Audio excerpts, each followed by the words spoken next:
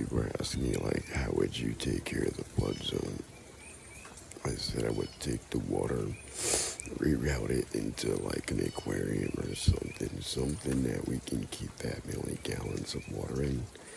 And then I would use the flow of water to create electricity to pump the water now, because now all that flood water that calculates to how much of electricity there is to generate to pump the water out. So the more water that floods in, the more electricity you have to pump the water out of where you don't want it to be.